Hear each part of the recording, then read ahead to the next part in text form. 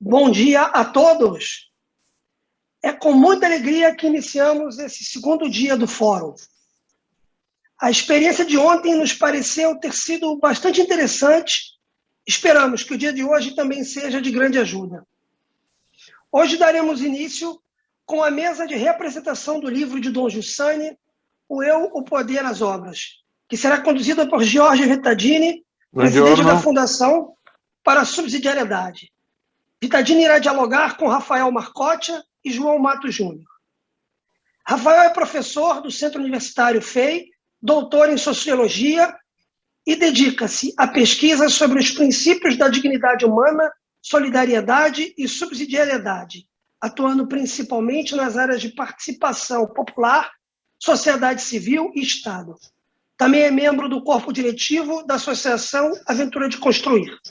João é juiz de Direito do Tribunal de Justiça do Estado do Amapá desde 2004, graduado pela Universidade Federal do Amapá e mestrando em Direito na Escola Nacional de Formação e Aperfeiçoamento de Magistrado, a Infam.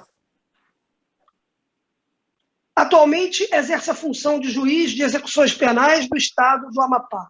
Convido Rafael e João para iniciarem os trabalhos e apresentarem nosso amigo Jorge Vittadini. Obrigado, Fabiano. Queria, antes de qualquer coisa, cumprimentar cada um de vocês que nos acompanham nesse nono Fórum Nacional da CDO. Bom dia, espero que estejam todos bem. E é um prazer participar desse encontro com vocês, especialmente desse diálogo de relançamento e apresentação do Eu, Poder e as Obras, contribuição de uma experiência, e agradeço muito o convite.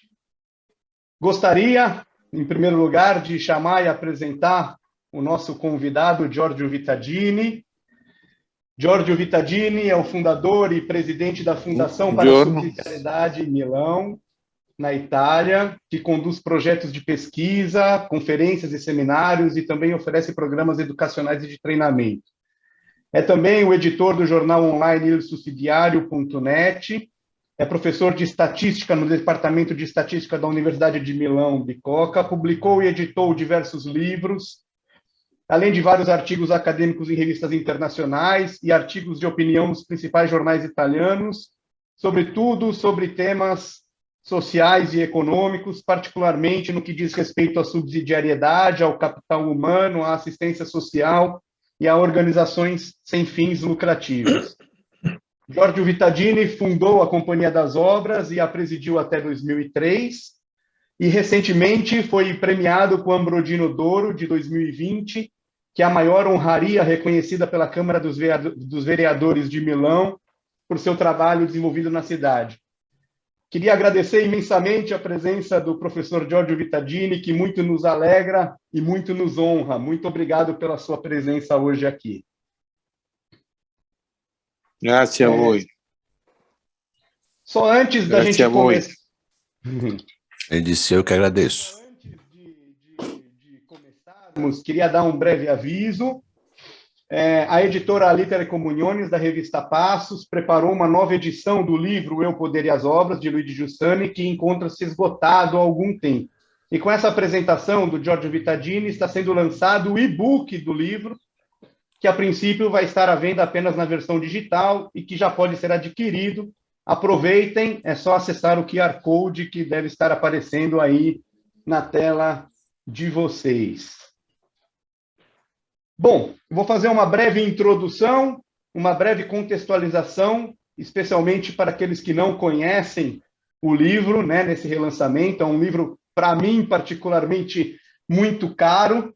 É como se fosse um livro de cabeceira mesmo, que me ajuda a julgar as questões de sociedade e política. Eu sempre retomo e fiquei muito contente com esse relançamento. O Eu, Poder e as Obras é uma obra do padre italiano Luigi Giussani, fundador do movimento Comunhão e Libertação, e ele é um compilado de vários encontros com personalidades de Giussani, com pessoas do mundo social, da política, da economia, com sindicalistas e com empresários. O ponto de partida dessa obra é a experiência da pessoa e da sociedade, o eu, né? Trata-se de uma atenção ao eu, na sua dinâmica concreta, constituída pelo desejo e por perguntas últimas que nascem no coração de cada um de nós. E que depois esse eu que se desenvolve na sociedade, onde ele pode se realizar em toda a sua dignidade. Depois, o segundo ponto, Giussani fala do poder. Segundo Giussani, o Estado, que é justamente uma das formas em que o poder se encarna, tem como tarefa defender esse eu, com todos os nossos desejos e nossas perguntas. E o Estado deve oferecer as condições materiais, sociais, educativas para que o nosso eu possa crescer.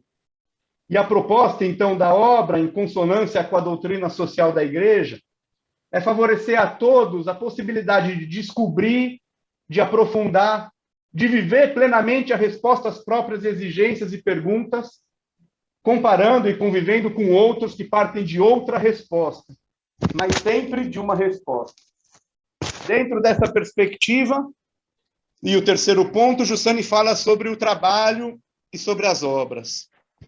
No trabalho, o homem coloca a sua energia na transformação da realidade para responder às exigências do seu cotidiano, carregando no olhar o amor que o move no relacionamento com a sua família e o amor que o move no relacionamento com todas as coisas. É como a gente acabou de ouvir agora na música, na bela canção que abriu o nosso encontro, o Canto do Tropeiro. A um certo momento, na parte final da música, os versos dizem, né? Os teus olhos são pretinhos como a noite cerrada. Mesmo pretos como a noite, Marcolino, sem eles não vejo nada. É interessante porque, afinal, o que nos guia para construir algo é o amor, é um desejo de bem. E as obras nascem de um amor. Diz Giussani em um trecho do livro, abro uma citação breve, e o amor é o apego cheio de admiração, talvez surpreso, entusiasta. Há um nexo entre aquilo que fazemos e um projeto maior. O amor é por um tu. O amor é por uma pessoa. O amor é por um tu único e último pelo qual vibram e vivam todos os homens. Fecho a citação. Então, é um amor que une as pessoas num movimento comum de solidariedade e de busca das respostas mais humanas e justas diante do desafio da realidade. E a nossa amizade operativa nasce daqui. São essas e outras questões que a gente vai começar a conversar agora com o professor Vittadini, e eu convido o Júnior, a quem eu agradeço muito, que me fez companhia na preparação desse encontro, para fazer a primeira pergunta, para a gente iniciar esse diálogo. Bom dia a todos, bom dia, professor Jorge, bom dia, Rafael. Sem dúvida, um grande dia. Esse aqui é um livro que me ajudou desde de quando era universitário a pensar o poder, as obras, quando ainda não era magistrado, mas eu gostaria muito de ouvir do professor Jorge Vittadini, como primeira pergunta, é um livro, esse livro, O Poder e as Obras, publicado ali nos anos 90, aqui para nós. Ainda tem algo a dizer na nossa época? O quê? Qual a sua originalidade ainda hoje, professor Jorge? È molto più attuale oggi di quanto É muito mais atual hoje do que quando foi escrito. Por quê? Digamos que com esse livro, Dom Giussani repercorre a doutrina social da Igreja, mas a repercorre de um modo original. Ele conecta o aspecto antropológico e experiencial com o tema da doutrina social da Igreja. Vocês sabem que a doutrina social da Igreja tem no centro a ideia de subsidiariedade e de solidariedade, quer dizer, a ideia que é o homem, nas suas formações e grupos sociais, que constrói as respostas às necessidades. E o Estado não deve substituir o homem nisso.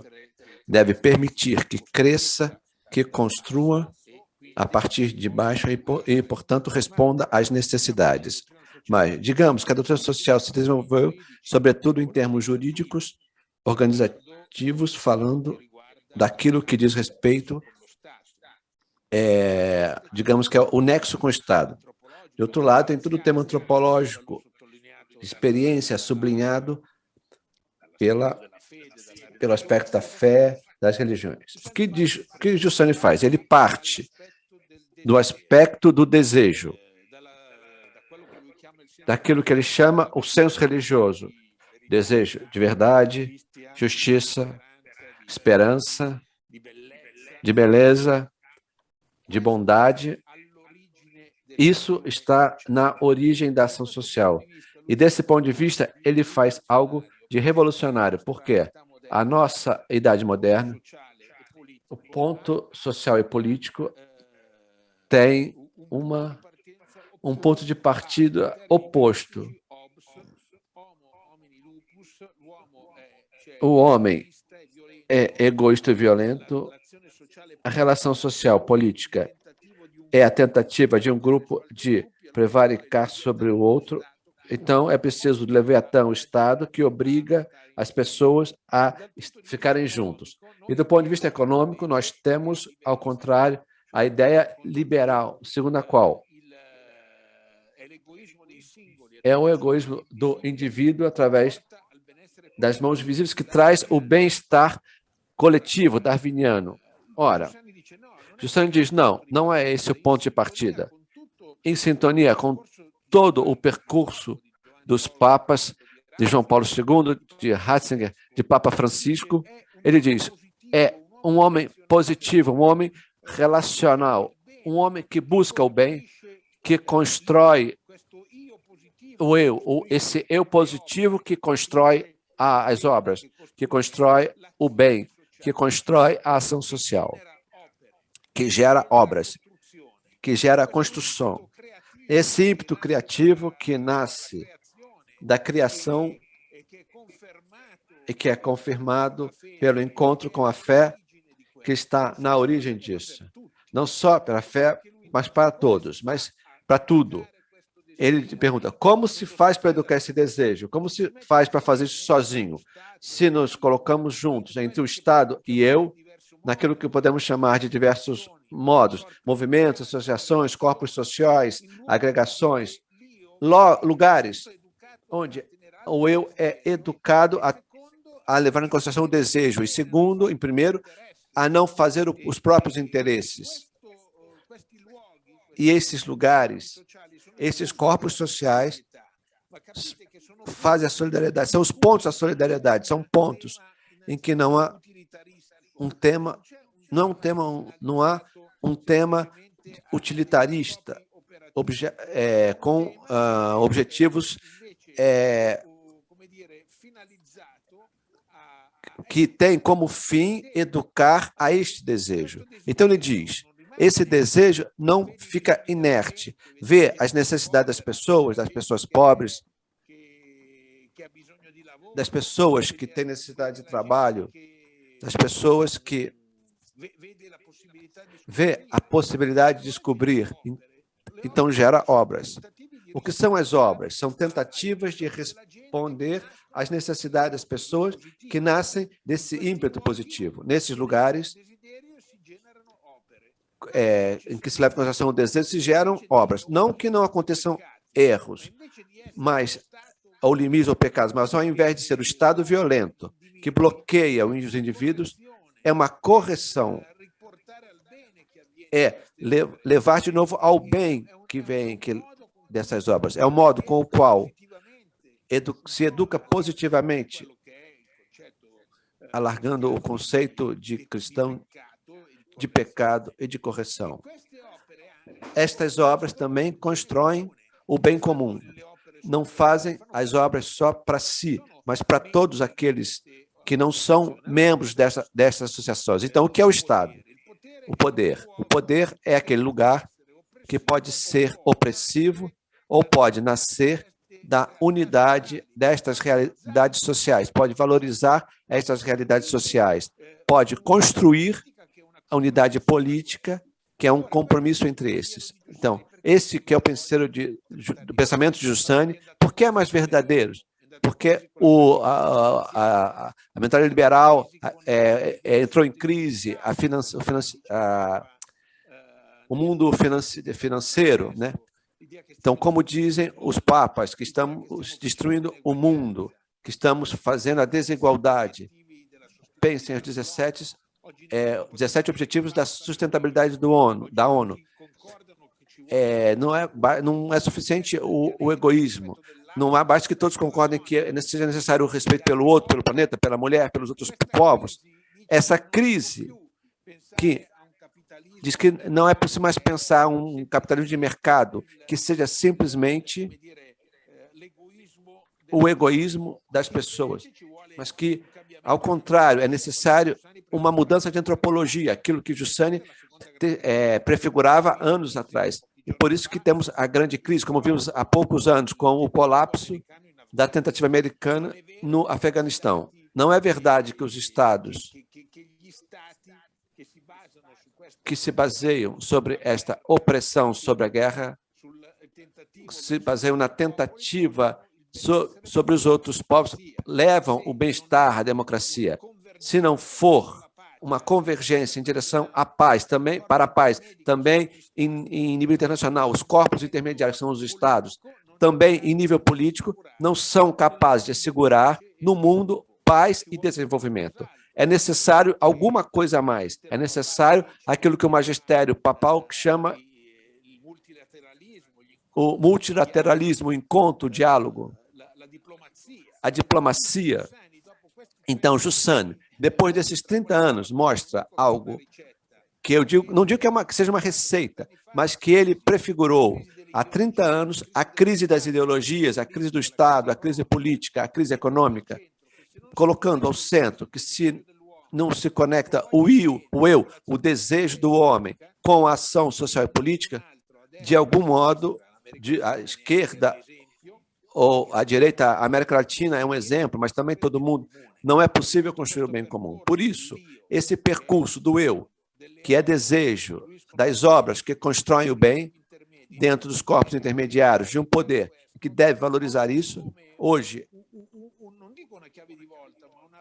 não é uma reviravolta, mas é uma sugestão para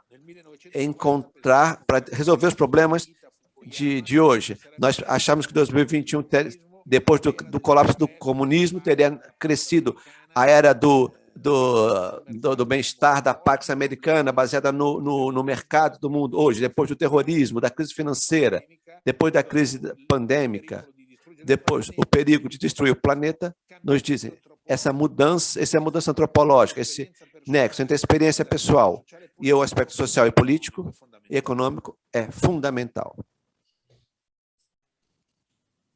Legal, obrigado. A sua resposta me provocou uma série de outros questionamentos. Eu vou fazer aqui com calma, só antes, rapidinho.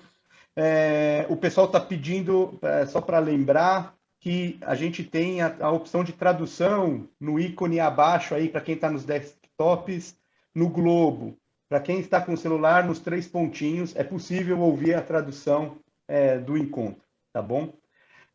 Professor, eu queria partir, uma das coisas que me provocou e que o senhor falou agora é justamente dessa questão da antropologia positiva, da antropologia negativa, né? No livro, o Dom Giussani parte justamente, como o senhor disse muito bem, de uma antropologia positiva do ser humano, de que ele é capaz de construir algo bom, justo, verdadeiro da realidade, e é o contrário justamente dessa mentalidade que a gente está habituado da antropologia negativa, seja aquela, como o senhor mencionou, que dá base para o estatismo do Hobbes, né? O homem é lobo do homem, e o Estado com Leviatã, então, tem que impor a sua força para resolver os conflitos belicistas dos seres humanos, seja para a questão do liberalismo, onde o indivíduo puramente egoísta responde exclusivamente às motivações econômicas, né? E o mercado e a sua mão invisível vão coordenar a um resultado eficiente, ainda que não igualitário.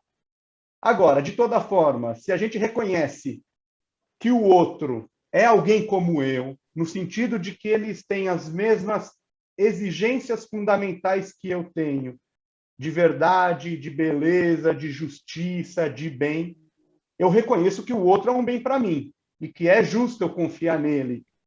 E isso também na política, né? E o senhor falou da necessidade do diálogo. porém a gente vive uma época de uma grande divisão, nós e eles. As relações estão muito tensionadas, né? Parece que o tecido social vai se esgarçando. Eu puxo de lado, o outro puxa lá do outro, e é um desafio dialogar. Quase não há diálogo verdadeiro. E parece muitas vezes que o bem comum e a possibilidade de construir algo além dos interesses particulares, né? Quer dizer, cada um no seu quadrado lá, vivendo a sua vidinha, e ali, e só eu em si mesmado, né? É uma coisa. Então, construir um bem comum, apesar de construir algo além desses interesses, parece ser uma coisa cada vez mais distante, utópica, eu diria até, muitas vezes, parece ingênua. Então, dentro desse contexto, eu queria que o senhor aprofundasse como construir espaços de diálogo com a consciência de que se trata de um caminho de longo prazo e um momento no qual a nossa percepção é de que precisamos de soluções de curto prazo.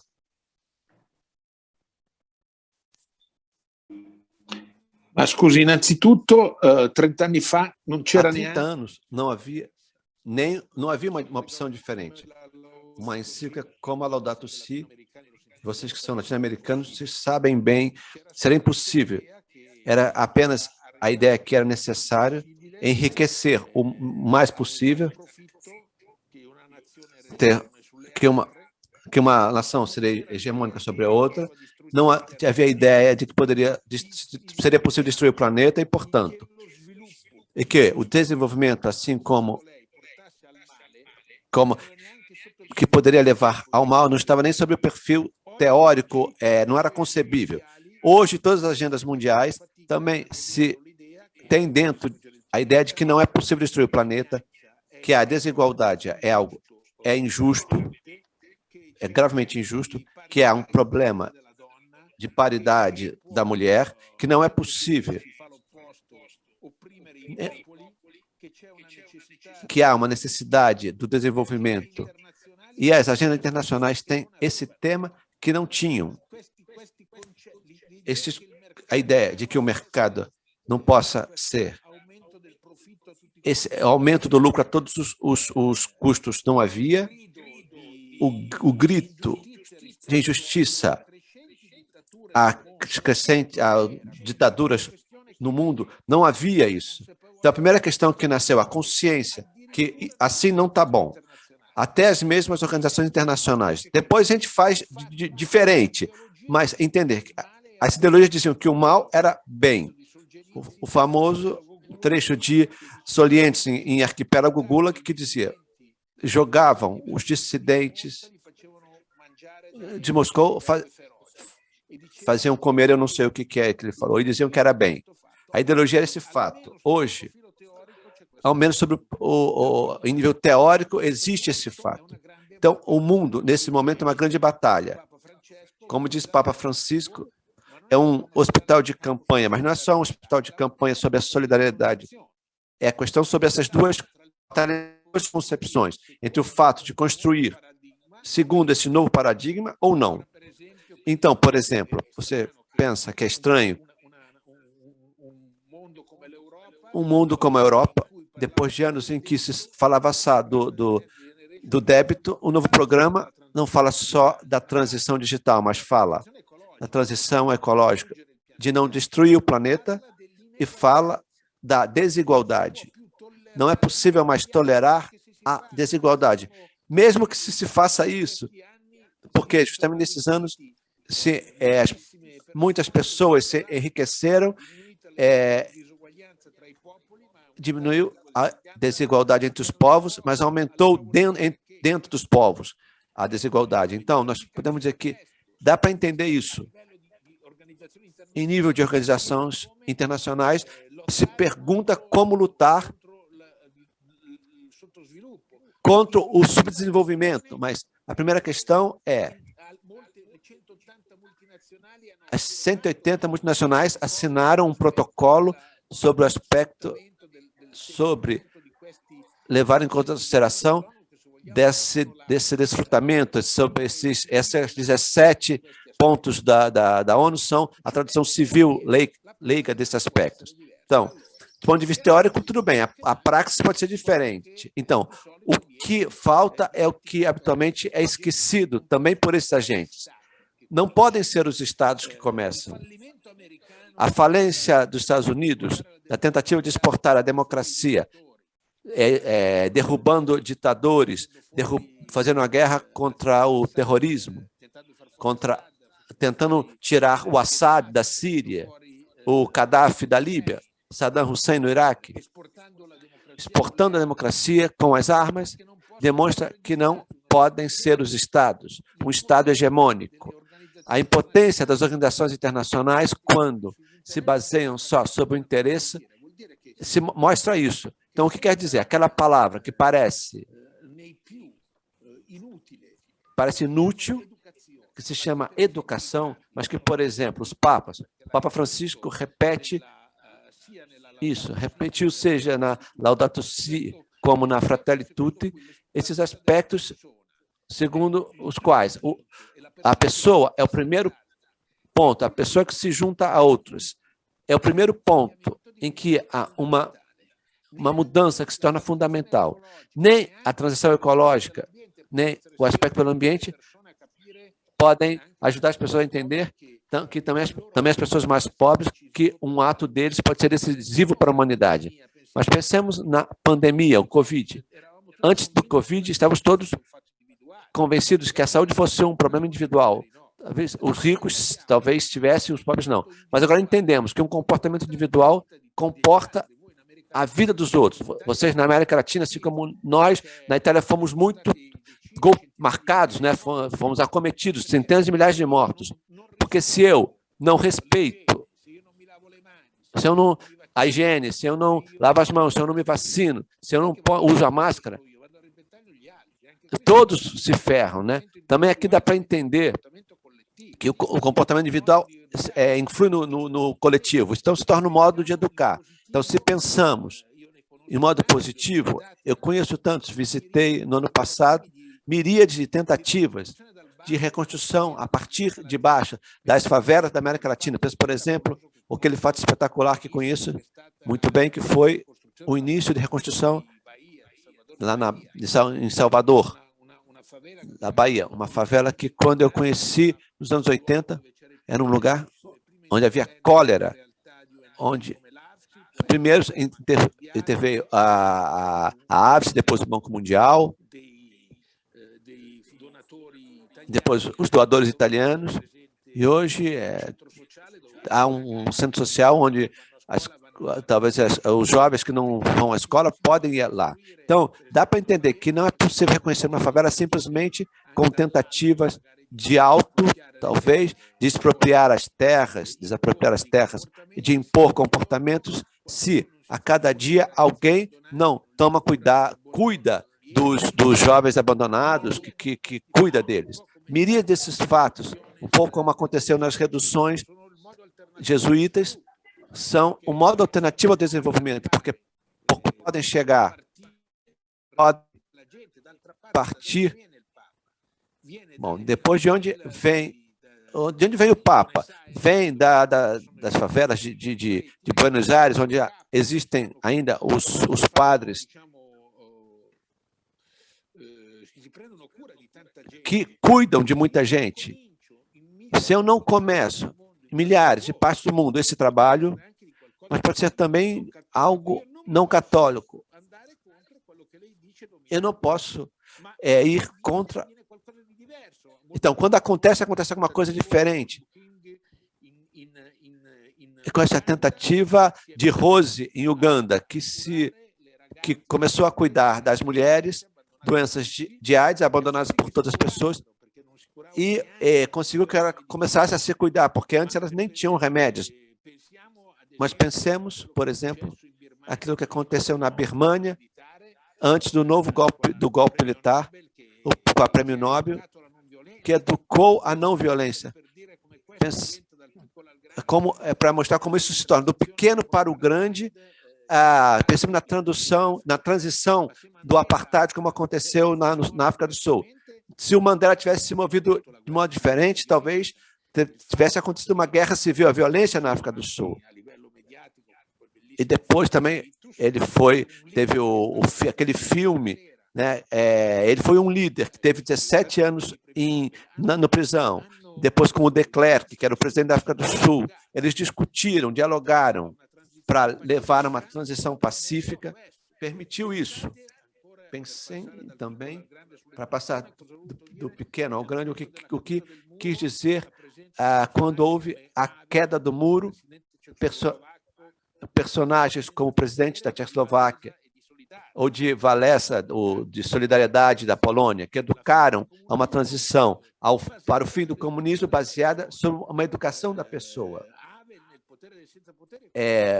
Havel, na Tchecoslováquia, diz alguma coisa muito semelhante a Jussânio. O problema é a mudança de mentalidade. Pense em Solzhenitsyn.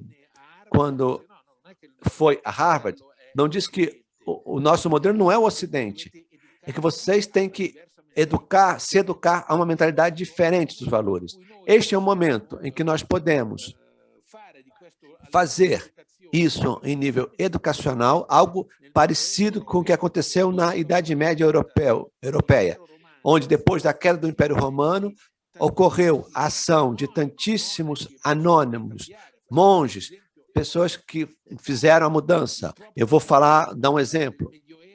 O mais violento, os vikings eram os mais violentos da Idade Média. Eles destruíram tudo, não perderam nenhuma batalha. Depois de 250 anos, os vikings eram os normandos, que foram um fator fundamental da cultura e do desenvolvimento cristão e também humano.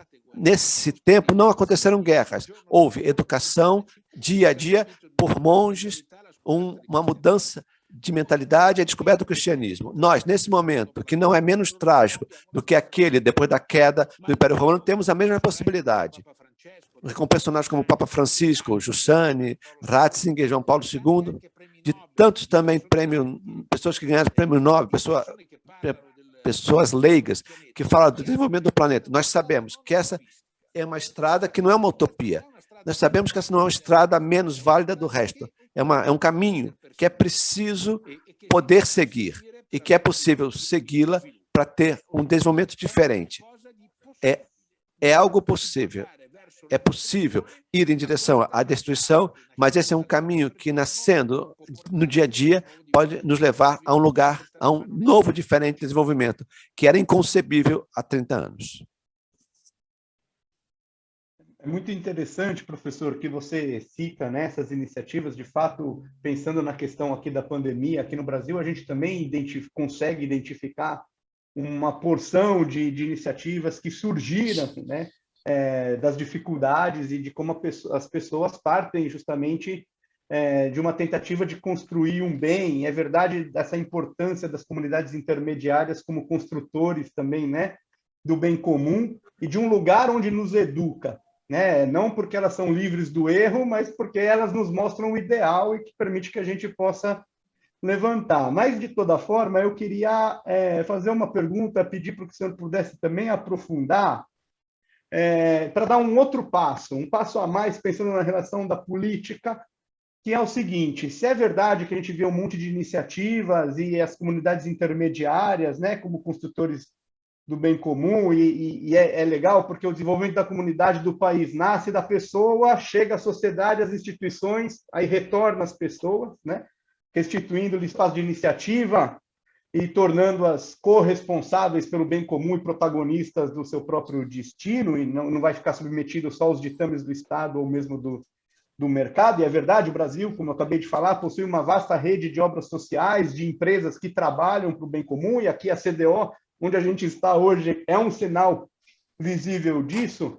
Mas o passo que eu queria dar é o seguinte: quando a gente vive momentos muito desafiadores, pode ser a própria pandemia, pode ser quando a gente vai escolher governantes, né, em momentos eleitorais, por exemplo, parece que há uma cisão, e eu falo isso de uma maneira geral. Uma coisa parece ser o meu trabalho no dia a dia, lá na minha empresa, na minha obra, na minha universidade, por exemplo. A outra parece ser a questão política, quer dizer, a questão de como eu vivo a pandemia ou como eu vou escolher lá o governante, né? Parece que tem um abismo. É como se uma coisa não tivesse a ver com a outra, né? Como se eu não usasse o meu trabalho do meu dia a dia, por exemplo, como uma possibilidade de critério para escolher o governante ou mesmo para pensar ou conversar sobre o enfrentamento da pandemia. E aí eu queria só entender, né? No seu modo de entender, por que isso ocorre, mas mais, que é o que me interessa mais. Então, como vou a essa consciência que o senhor estava falando, sem ficar delegando a tarefa em momentos de eleição, por exemplo, para salvadores da pátria, que é uma tendência que a gente tem, né? E no fim o cara vai resolver todos os problemas, ou simplesmente ficar paralisado na postura de apenas reclamar e ficar se lamentando da incompetência dos governantes.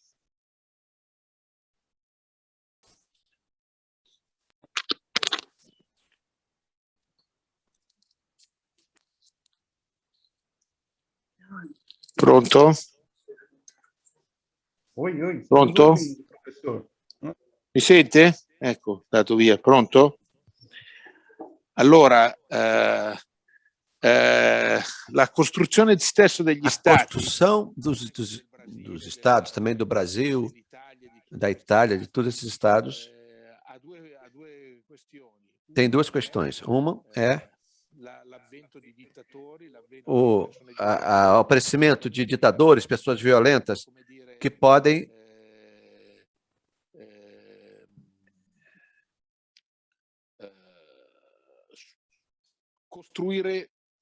construir soluções que parecem mais rápidas, mas que depois levam à opressão das pessoas. Outra é aquele processo que a doutrina social da Igreja sublinha, que é o processo de partidos que nascem, que se inserem no mundo associativo, no mundo de base da vida social. Representantes que nascem do povo. Esse é um dos conteúdos do livro de Giussani, por exemplo, a experiência que houve no mundo italiano, que são lugares que pessoas que vêm dos sindicatos, nas associações de empresários, dos movimentos, que representam os interesses ideais desses grupos. É uma ideia de democracia ocidental, porém, que não é baseada simplesmente sobre o fato de ter um parlamento. Essa ideia de subsidiariedade e valorização de obras e dessas coisas. Quer dizer que eu parto do fato que eu parto dos pobres, que existem tantas obras sociais, que essas obras sociais podem ter uma valorização no parlamento ou não. É a ideia de um empreendedorismo em que eu posso valorizar o fato que não existem somente multinacionais, outras realidades. A ideia de partido que vem da doutrina social da Igreja e da experiência popular é uma ideia diferente do líder que comanda. O que a Itália viveu nesses últimos anos, nesses 20 anos, por exemplo, esse risco, a ideia de dizer, já que houve uma crise de credibilidade, como a Lava Jato, eu digo que é necessário um homem no comando e muitas vezes pessoas isoladas. Tivemos a experiência de partidos que se apresentavam como plataformas simplesmente e que queriam falar diretamente ao indivíduo. Ao invés da ideia de corpo social, é aquele que fundamenta uma democracia. A Constituição italiana foi um compromisso entre partidos que eram como o Partido Comunista ou a Democracia Cristã, que eram diferentes do ponto de vista internacional, em blocos diferentes, porém, que chegaram àquele compromisso virtuoso do qual Ratzinger fala, que é a ideia, eu me coloco junto. Você pode pertencer a ter ideias diferentes, mas você aceita estar num estado em que a experiência cotidiana que você faz, aquilo que você está construindo se torna um fator do que eu levo em conta, porque eu limito o meu absolutismo. Nós temos que relançar essa ideia de democracia que nasce desse modo. Uma democracia que é uma democracia que é participativa, que é filha de tantas pequenas realidades sociais, de muitas pequenas realidades sociais. Nós cedemos nesses anos a ideia de que, ao contrário, era suficiente alguém, assim como no mundo anglo-saxão, assim como visto nesse mundo, pensem no que aconteceu nos Estados Unidos. Um único homem no comando não funciona. Também naquela situação que tivemos, que aconteceu, que tivemos que 2 homens no comando chegaram a um conflito violento. Então, nós devemos retornar a essa ideia de democracia que está na terceira parte do mundo, naquela parte do poder do livro do Giussani, que é esse compromisso que nasce da experiência cotidiana do país, da cidade, do bairro, a cidade, a região, o estado, até o nível internacional. E isso permite conectar a vida pessoal com aquela coletiva. Essa é uma concepção que a Igreja sempre defendeu, que vai da construção dos partidos democráticos até a defesa, até mesmo, das organizações internacionais. É isso que nós temos que tomar também como concepção política.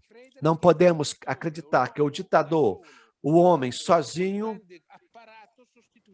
ou um grande aparato seja capaz de substituir essa experiência.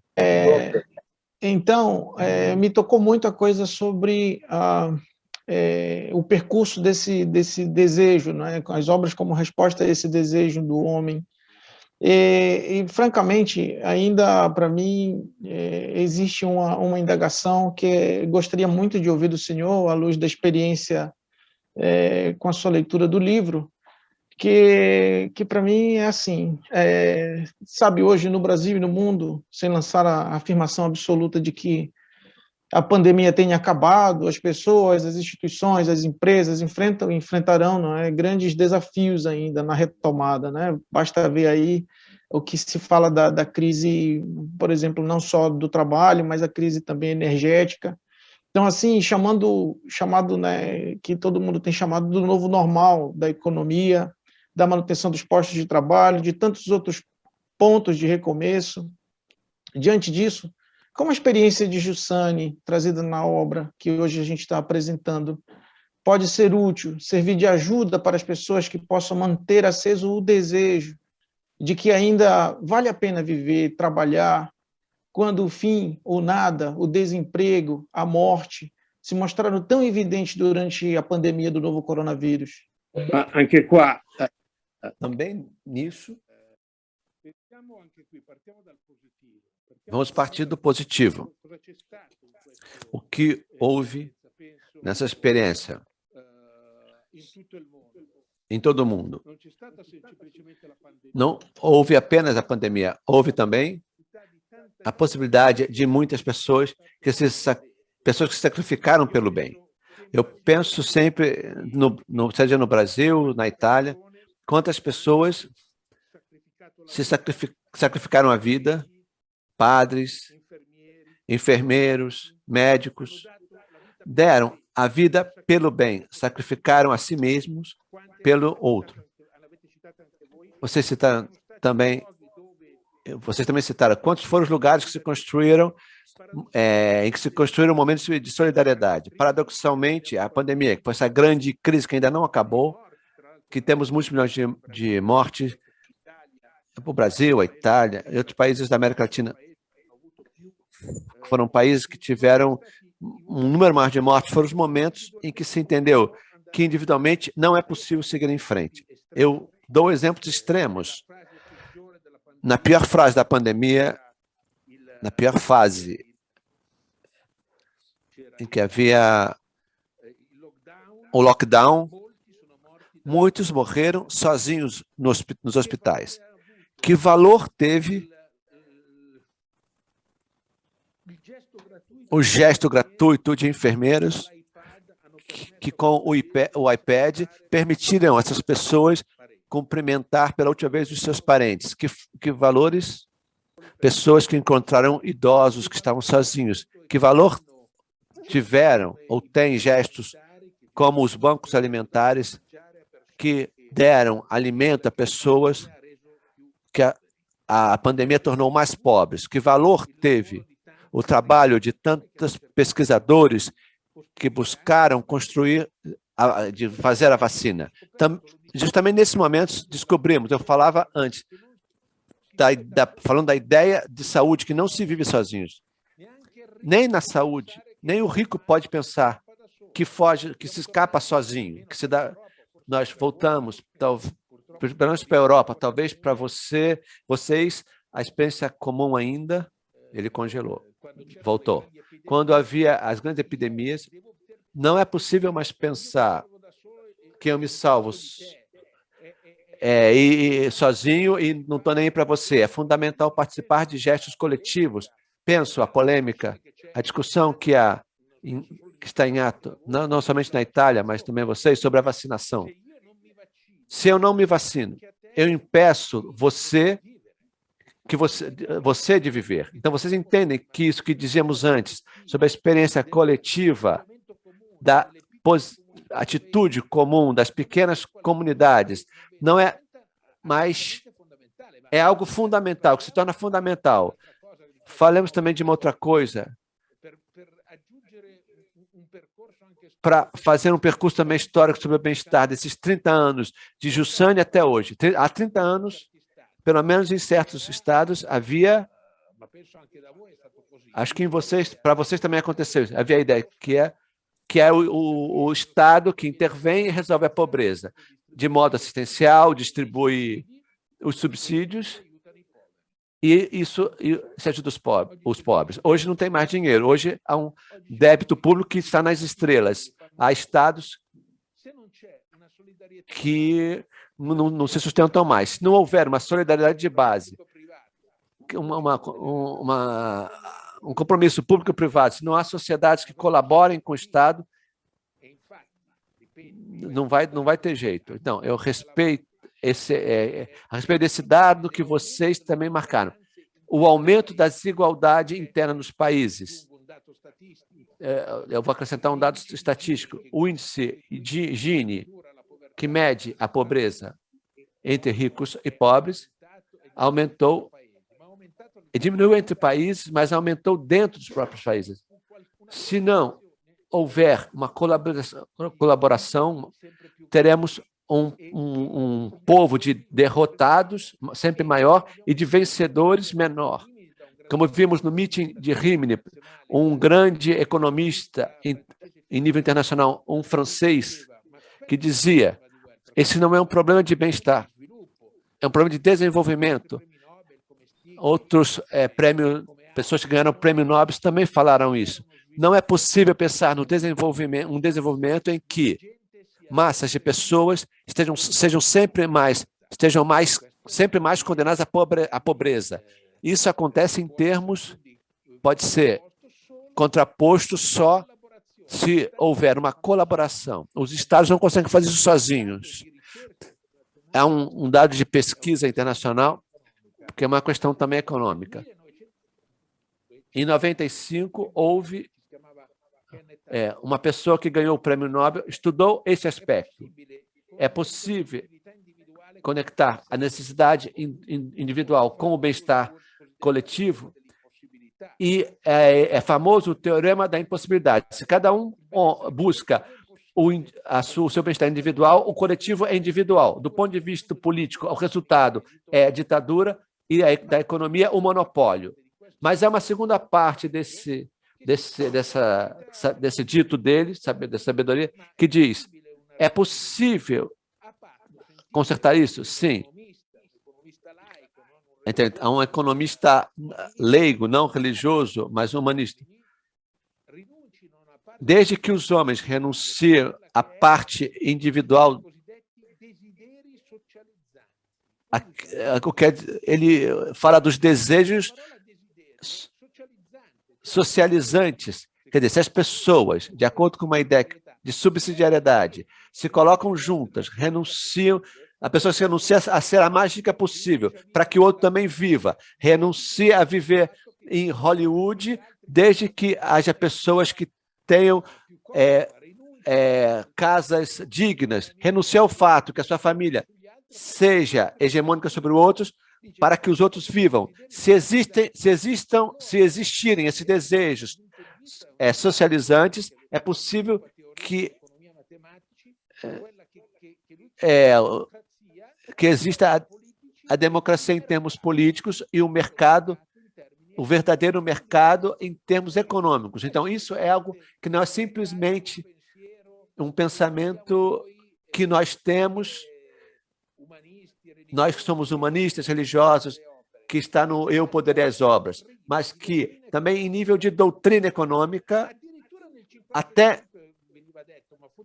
até mesmo em 55 isso foi dito, e foi esquecido agora, é fundamental. Então se entende que essa é a grande batalha, a batalha possível, é a batalha de Papa Francisco, é a batalha da doutrina social da Igreja, é a batalha daquela parte da economia que recusa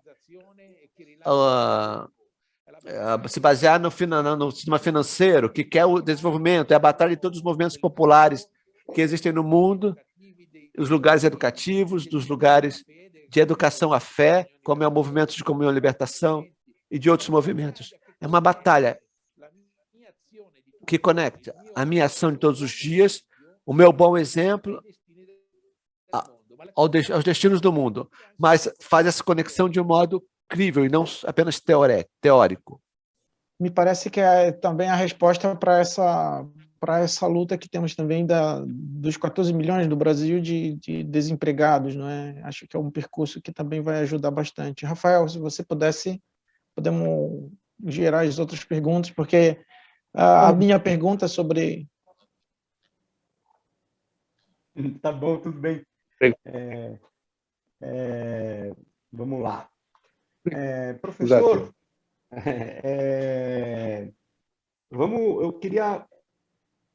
eu queria que aprofundasse agora uma pergunta que surge praticamente de um grito de ajuda de um professor universitário, que sou eu, no caso, que lida com ingressantes ainda no primeiro ano, e que quando a gente discute temas de sociedade, Estado, participação popular, subsidiariedade e tal, sentem um desencanto com a política.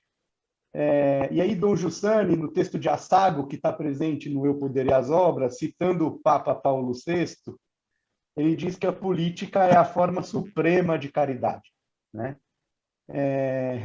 Num país onde a política, quer dizer, isso em todos os lugares, né? Onde a política é interesseira, é corrupta, como que educar os jovens para ter interesse pela política como doação de si para o bem comum, como o senhor como o senhor desenvolveu, né, nas suas respostas? De onde partir? Como que o senhor poderia ajudar? Dobbiamo sempre ricordare che abbiamo due modi per cui può essere sotto il profilo teorico questa educazione. Essa educação pode estar do ponto de vista teórico, primeiro, é o dever, a moral, mas isso não convence. O dinheiro, o sexo e o poder parecem mais fascinantes, mais atraentes. Tem o segundo jeito, que está na raiz daquilo que é a palavra desejo de Giussani, que é a palavra experiência, a palavra correspondência. O que é que torna a pessoa mais feliz? Oprimir os outros e se tornar ricos, ou ter um povo em que as pessoas estejam bem? Nós temos que colocar no centro da experiência humana, recolocar, mas não social, mas também pessoal, a ideia de correspondência, de gosto, da beleza de viver, da beleza da vida para o outro. Pessoal, de vez em quando congela e corta, agora, por exemplo, então eu não ouço mais. Coloca ao centro do tema a experiência do eu, que goza pelo bem do outro. É mais bonito que as pessoas ao nosso redor estejam bem, ou ser corruptos e ter poder. Esse é o tema que põe Giussani, que põe Papa Francisco. Quando o homem é verdadeiramente feliz? É uma canção, a Balada da Caridade.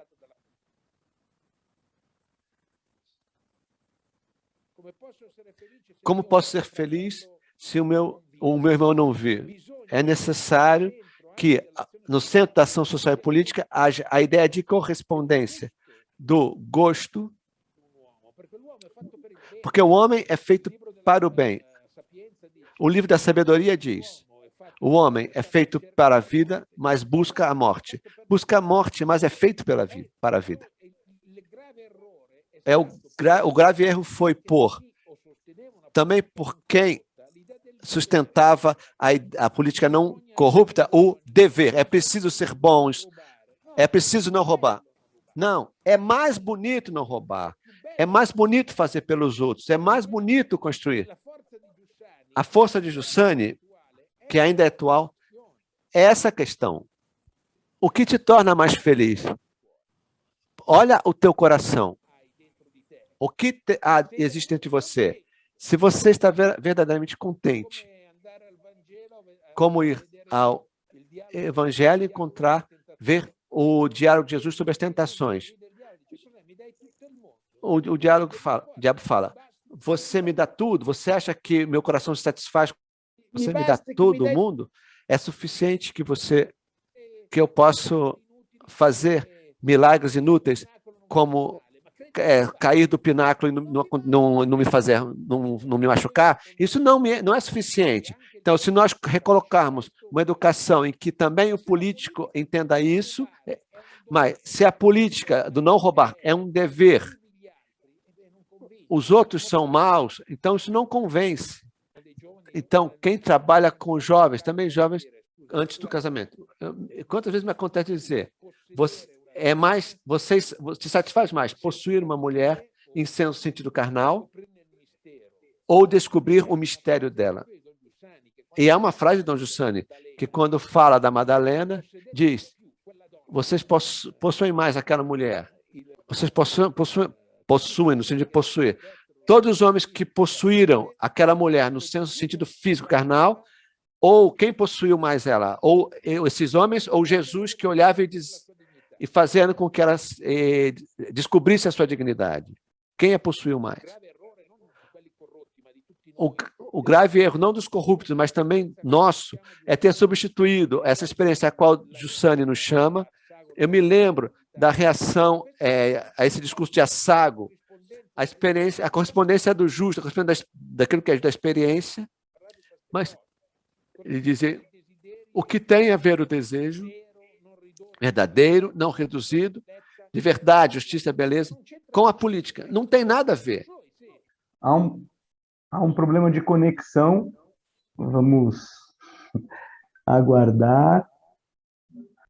Isso, acho que só lembrando, dando mais um aviso, relembrando aí o aviso do Eu Poder e as Obras, né, que a editora Litter Comuniones, da revista Passos, preparou uma nova edição do livro, que encontra-se já esgotado há algum tempo, mas com essa apresentação do Giorgio Vittadini, que a gente está participando agora, está sendo lançado o e-book do livro, que a princípio está à venda apenas na versão digital, e já pode ser adquirido, é só pegar aqui o QR Code que encontra-se aqui na tela, ele já vai remeter diretamente ao livro, aproveitem.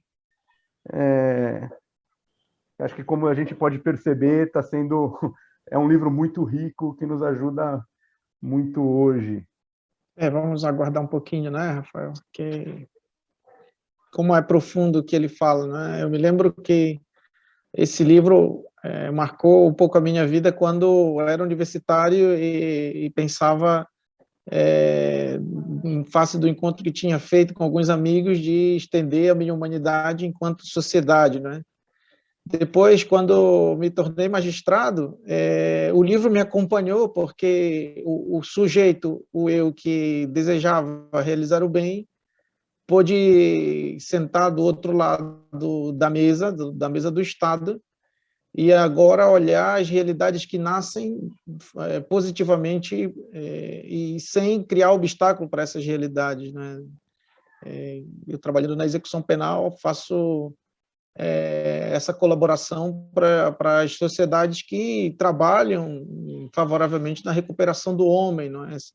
Pessoas que trabalham de maneira voluntária e que ajudam nessa recuperação. E como Estado agora, a obra faz todo sentido para mim, porque me ajuda a não criar o obstáculo, a não ser o Leviatã dessas iniciativas, me ajuda bastante. E vendo agora o professor Giorgio falar me ajuda demais no sentido de perceber que o que não interfere ou o que é positivo nessa caminhada com essa obra é exatamente não deixar o desejo ficar vencido, tapado pela dificuldade que a gente encontra.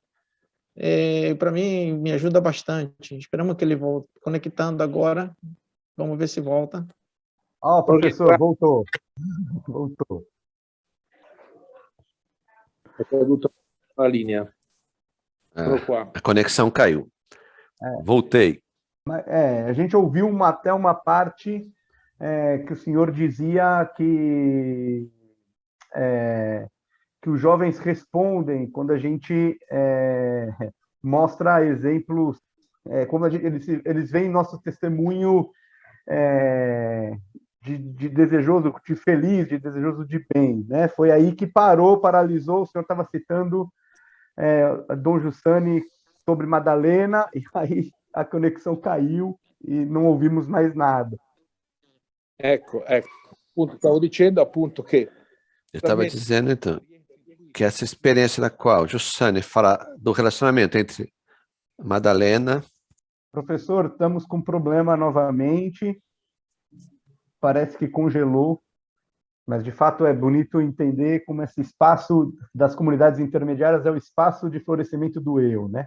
Justamente aonde a gente pode construir alguma coisa partindo do nosso desejo de bem, de justiça, de beleza e desse pluralismo da realidade que garante, né, cada um junto com outras pessoas que identificam as mesmas necessidades, vão construindo as suas obras diante de uma positividade, né?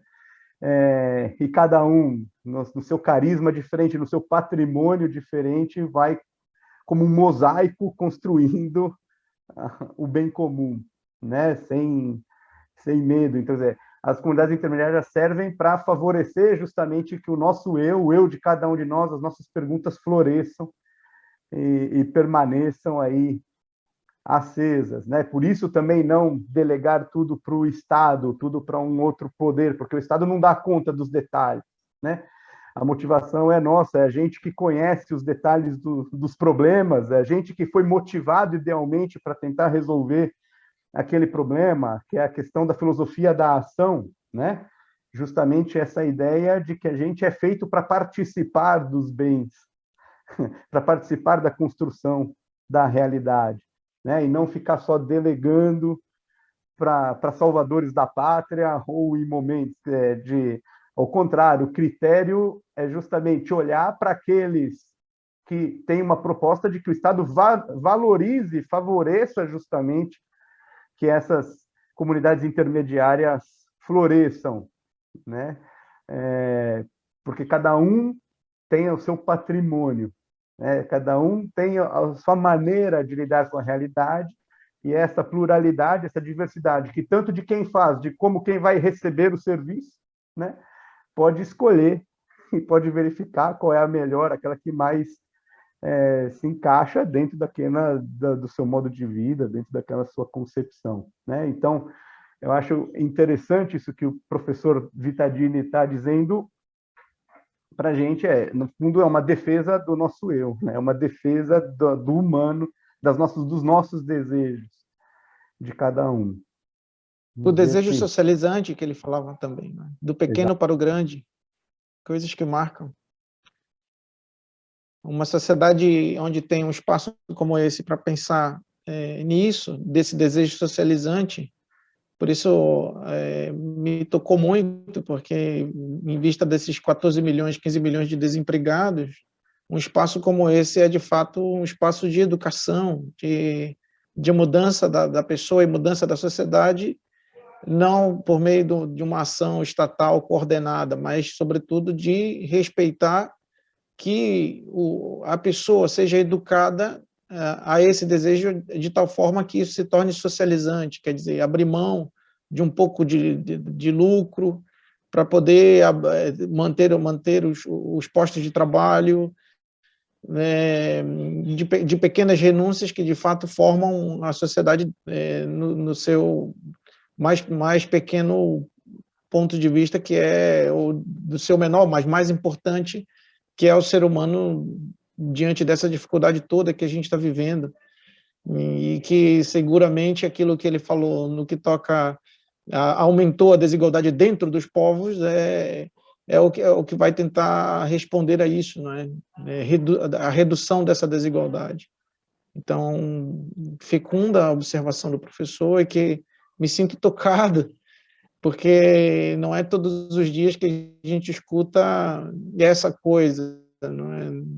E está aí a atualidade do livro para mim, a atualidade que me ajuda a olhar exatamente para as pessoas que, na ponta, no final das contas, não têm a chance de se desenvolver, de viver, de se desenvolver e viver, se não houver esse olhar não somente do Estado, mas de todos, não é? Desse desejo socializante. Quem tiver dificuldade de olhar o QR Code, eu acho que depois a gente pode mostrar no site um caminho, né? Porque algumas pessoas estão achando que está apagado o QR Code. Mas o QR Code ajuda a gente a encontrar mais rápido. No site da No CDO. site da CDO, pronto. Ao lado do link de entrada dessa sala tem um botão que vai direcionar para a compra do livro.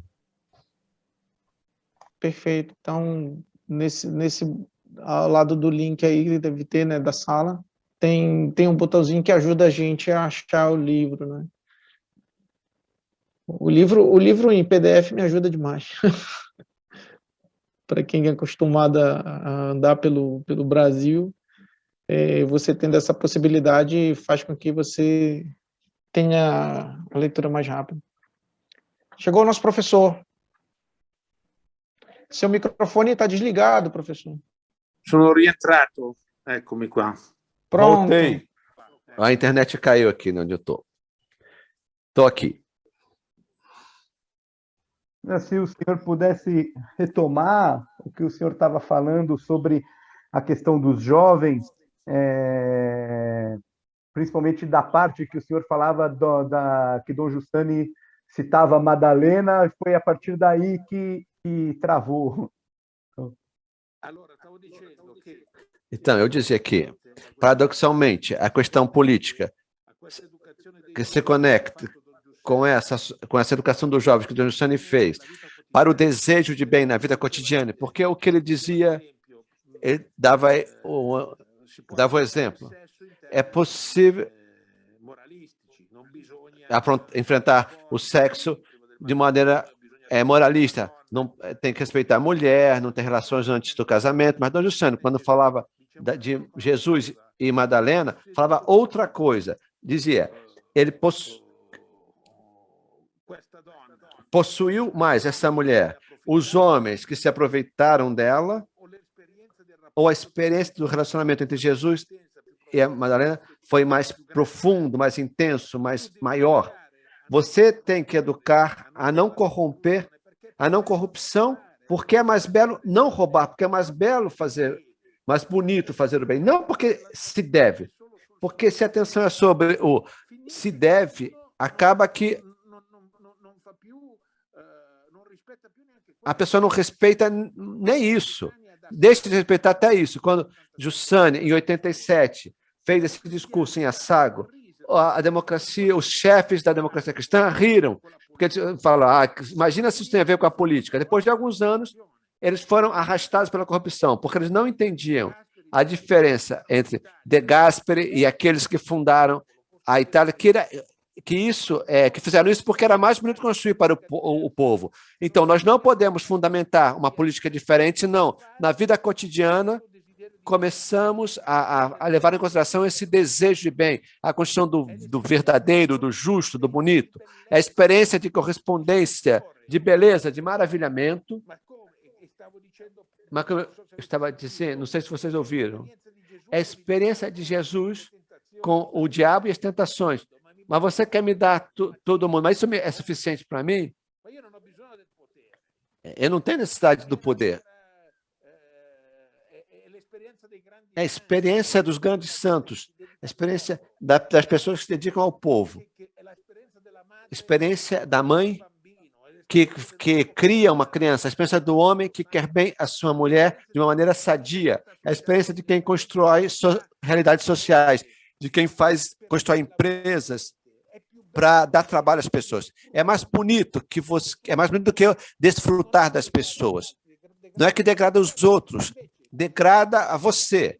É claro que se na política também os cristãos separam a experiência do gosto pelo belo, que está na origem do eu, poder e as obras, da correspondência do bem, se separam isso da ação, é evidente que não se consegue acabar com a corrupção. Mas, olha, reparem que as encíclicas do Papa Francisco têm esse tema. É mais bonito. É bonito destruir o planeta ou ter um planeta onde todos possam viver. É melhor destruir a Amazônia, que é muito cara ao Papa Francisco, ou que os índios também possam viver ali junto com os outros. Qual é o verdadeiro desenvolvimento? É o desenvolvimento em que um está bem ou os outros são destruídos ou em que todos possam viver. O desafio é a experiência pessoal. Quid animus satis? É Santo Agostinho. O que satisfaz o homem verdadeiramente? Se nós não conectarmos essa experiência pessoal de cada homem com a política, é claro que a política será corrupta. Nós podemos desafiar os corruptos não porque com o Leviatã da punição, mas, antes de tudo, com o gosto de uma alegria que se vê no coração de uma Letícia, de uma alegria, uma correspondência de um rosto alegre. Porque o bem é mais para o homem, é para o coração. O coração não é feito para ser corrupto. É um coração onde se vê o inferno de Dante. Pessoas que fazendo mal ficam mal. Obrigado, me ajuda muito isso que o senhor fala. E eu queria, na verdade, fazer uma última pergunta antes da gente passar para algumas do chat que vieram para cá. É só um aprofundamento também de uma coisa que o senhor já disse. É sobre fazer política de verdade e não fazer o jogo de redes sociais ou de mídia, que muitas vezes a gente também entra nesse esquema. Fazer política pelas redes sociais. É como fazer política de verdade e não ficar só jogando discursos vazios nas redes sociais ou só abarcando na mídia. Né? Bisogna innanzitutto vivere con il popolo, dentro il popolo. É preciso, antes de tudo, viver dentro do povo, para o povo, pelo povo, estar com as pessoas. O político é aquele que está com as pessoas. Uma vez, Papa Francisco, falando aos bispos italianos, citou o grande escritor italiano Guareschi, que, falando de Dom Camilo, é uma figura de padre. Dizia que era um pastor que conhecia o cheiro das ovelhas. O político deve conhecer o cheiro das suas ovelhas, deve ir nas favelas, deve ir a um lugar como o que eu conheço, como na Bahia, que uma amiga, a Paula Tigarini, que todos os dias encontra milhares de pessoas e os faz felizes, fazendo com que eles estudem, brinquem. Então, você tem que encontrar outros amigos que em Manaus constroem a escola agrícola para ajudar os jovens a aprender a cultivar dentro da floresta. Você tem que ver o gosto das realidades de empreendedores, realidades italianas que existem em Caxias do Sul, que dão trabalho. Eu me lembro de tantas obras que eu vi na América Latina, no Paraguai, a Giovanna Tagliabue, com os outros meus amigos do Chile, as escolas que eu vi. Você precisa ver todas essas coisas. Você tem que ver, você tem que aprender dessas coisas, dialogar com as pessoas. Quando você entra no parlamento, você vai falar dessas coisas. Quando você criar leis, você vai falar de coisas que viu. Tem um filme muito bonito que saiu na Itália agora, que conta o encontro entre o intelectual que tem que conseguir dinheiro para as periferias das grandes cidades de Roma, por exemplo, que deve pedir esse dinheiro à União Europeia, e de uma pessoa do povo e que, por um acaso, eles se encontram.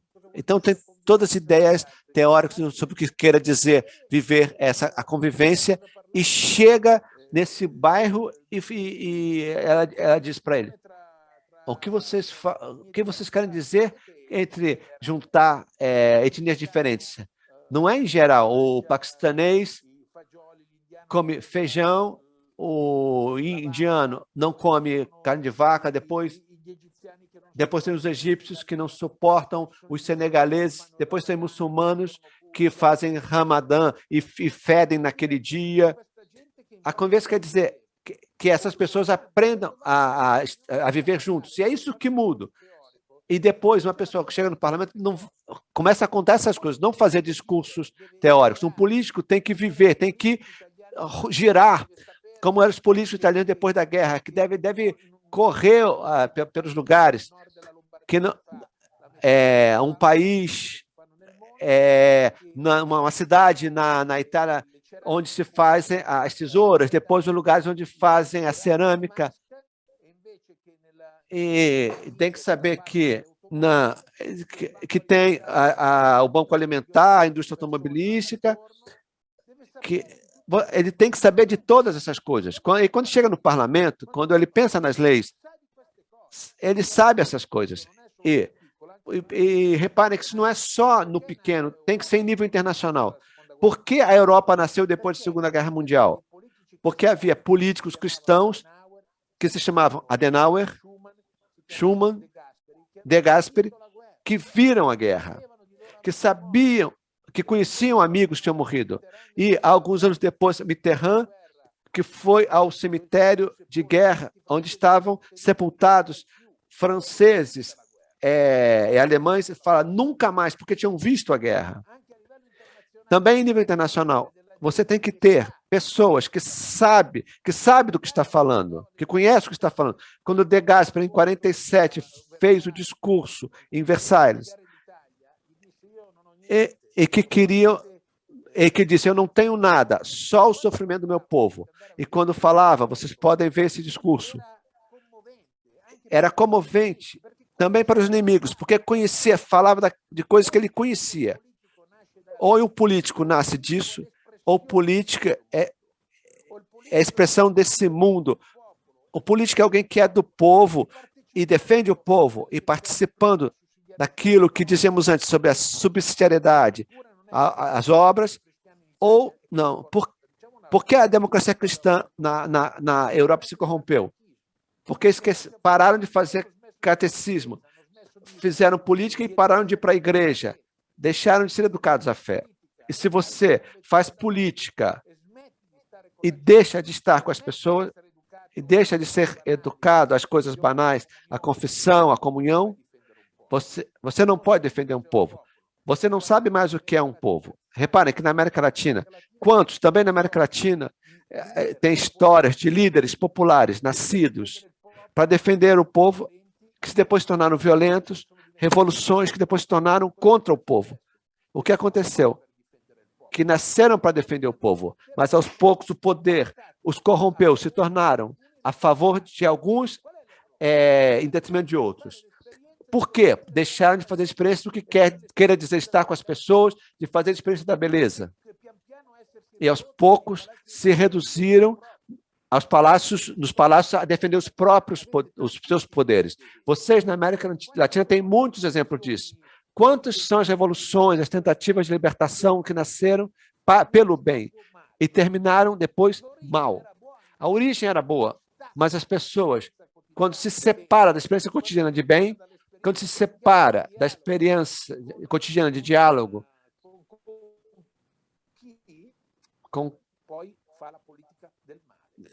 cortou, depois faz a política do mal. E também na política internacional, quanta amizade entre as pessoas, a amizade entre os líderes, foram necessários para evitar a guerra. Vou dar um outro exemplo para entender. Teria sido desastroso se os países ocidentais tivessem bombardeado a Síria. Quem deteve isso? O Papa Francisco, que chamou os líderes e falou: não façam isso, ligou para eles, não podem fazer isso. Essa é a política. É a política na qual o aspecto humano, o aspecto de relacionamento com as pessoas. Para dar um outro exemplo, em nível internacional, a Santa Sé, João Paulo II, se opôs à guerra do Iraque, dizendo: vocês estão pensando nas comunidades cristãs que estão ali?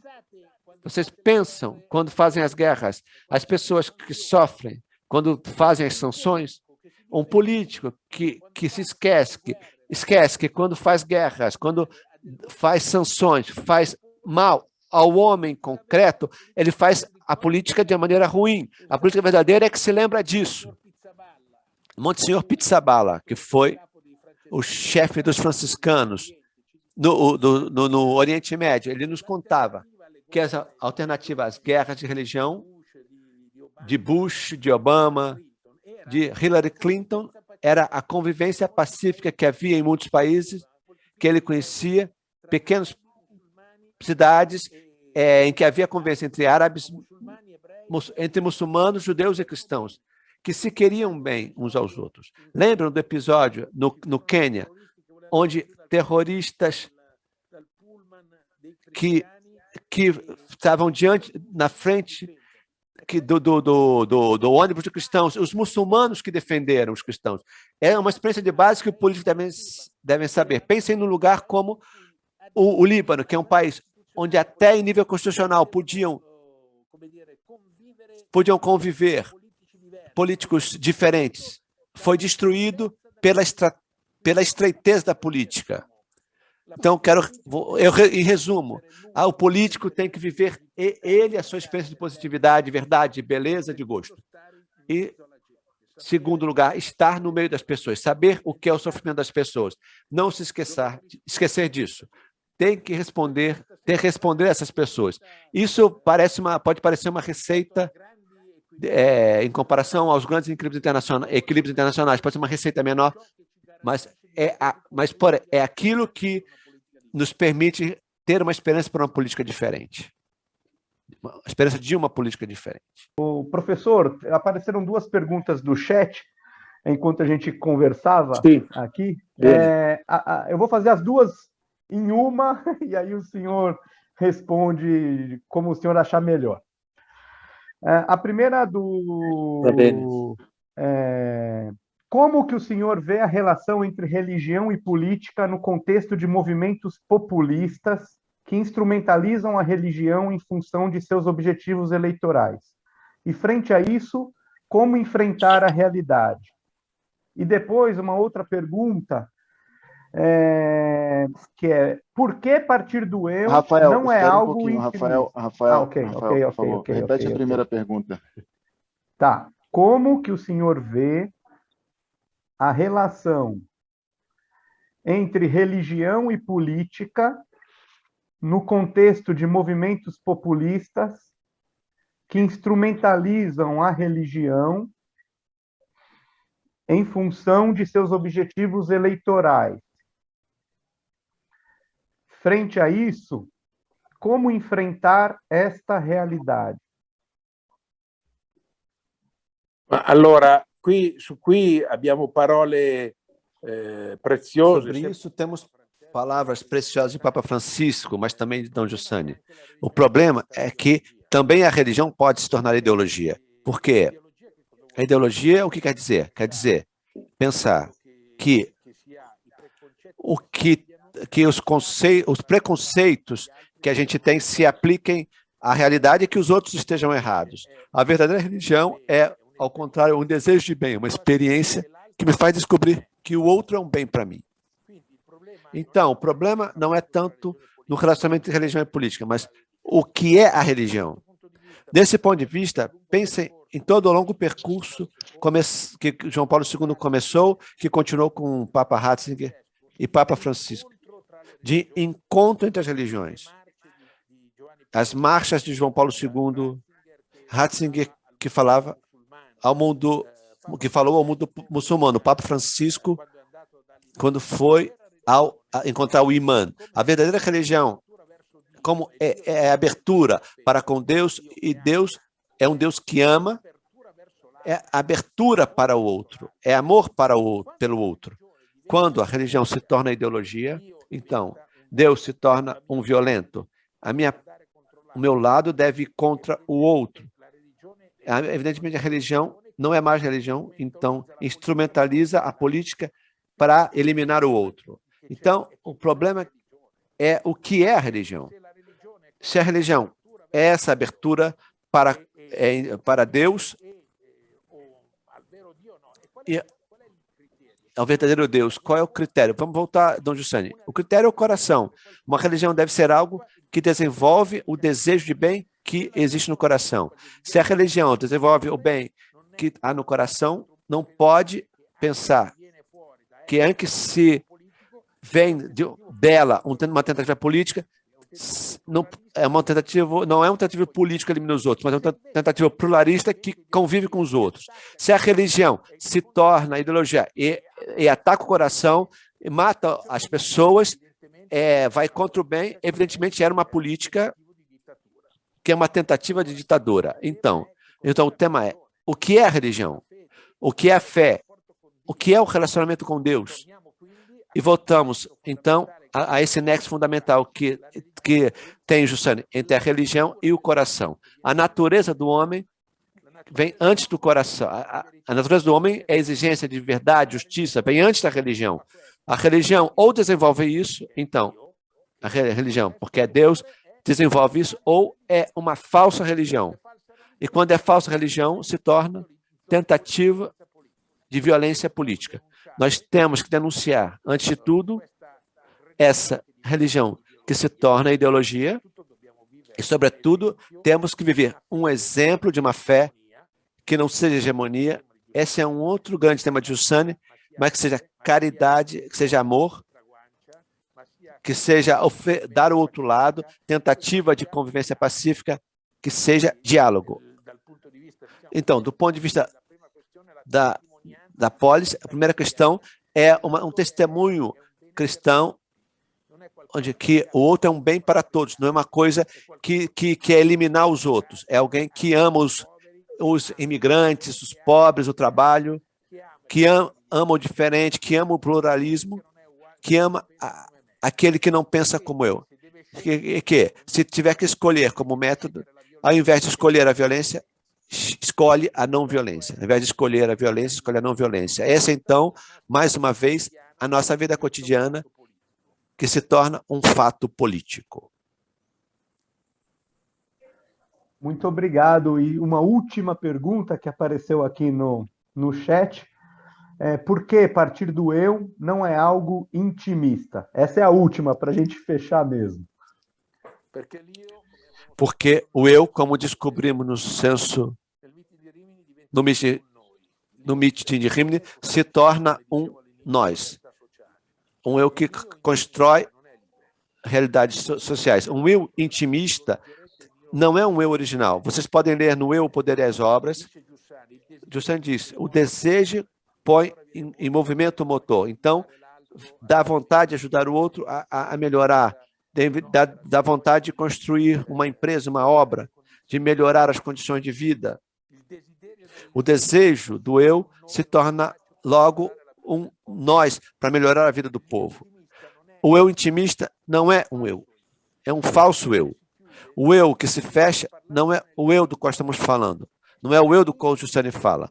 No ímpeto do verdadeiro eu, no ímpeto do coração, há um desejo de construção que é logo social, imediatamente social, que é construção social. Tanto que a pessoa casa, constrói uma família. O intimista nem constrói uma família. Então, a pessoa, o não intimista, precisa da mulher, ter filhos, precisa de amigos, e não é suficiente. E você quer construir, ajudar o território onde você está, e não te basta, você quer construir o país, e não te basta construir o mundo, você quer construir o seu país, você quer construir o mundo.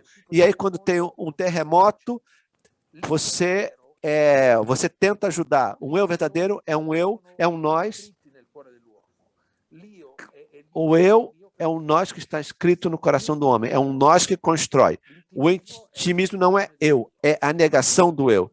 Mas se nós negarmos o eu, nós não teremos nem o nós. Teremos a ditadura, teremos tudo aquilo que nós dissemos. Se não ser parte desse eu que se abre, domina a estreiteza, domina falar de um nós que você não conhece, de um território que você não conhece, os outros são inimigos, você não sabe as propostas porque você nunca as viu.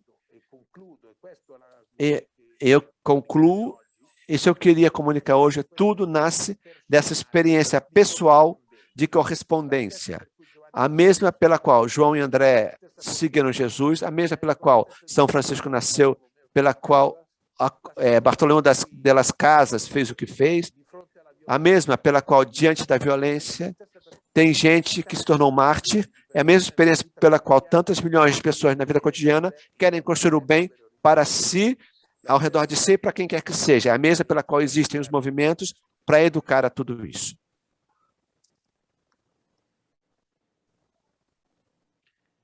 Bravíssimo, professor, obrigado. Se o senhor, a gente agradece imensamente aqui a sua participação nessa apresentação, agradecendo também, Rafael, obrigado pelas ponderações, as observações do chat, de pegar as perguntas. Professor Jorge, o senhor gostaria de fazer alguma observação final desse dia de hoje, dessa manhã? Que eu sono stato dall'86 all'94. Todos os anos.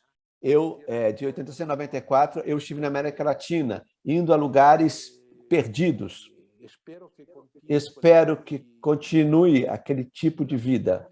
A multiplicação desses lugares onde acontece essa educação. Eu espero, também, diante desses cenários, que não deixemos nunca de nos educar a construir lugares em que o homem seja sadio, eu tenha vontade de voltar aí sabendo que nada é óbvio. Para vencer o mal, até quando nós construímos esses lugares, a batalha é uma batalha que promete muito. Estamos no início. Como diz Papa Francisco, é uma mudança de época, cheio de perigos, mas também cheio de esperança. Obrigado, professor. Obrigado de coração. Para mim, se tornou carne de novo o que o senhor falou do livro. Rafael, suas considerações finais? Não, só queria agradecer. Aprendi muito com o professor, só queria agradecer de fato. Muito obrigado. Com meu agradecimento também, como o Rafael fez as indicações no início, a gente lembra que o livro estava esgotado, mas a editora Letra e Comunhão da revista Passos, né, publicou aí, a partir de hoje, o e-book do livro, o QR Code já apareceu para todos nós, aí, onde a gente pode comprar, então aproveitem essa possibilidade de adquirir o livro, que é um sustento para todos nós. Eu agradeço também, agradeço o convite para a participação dessa mesa, para mim foi muito feliz. E obrigado, professor Vitanini, mais uma vez. A gente agradece muito. Rafael, obrigado. Grazie a voi, grazie a voi. Eu que agradeço. Fiquei muito contente por estar com vocês.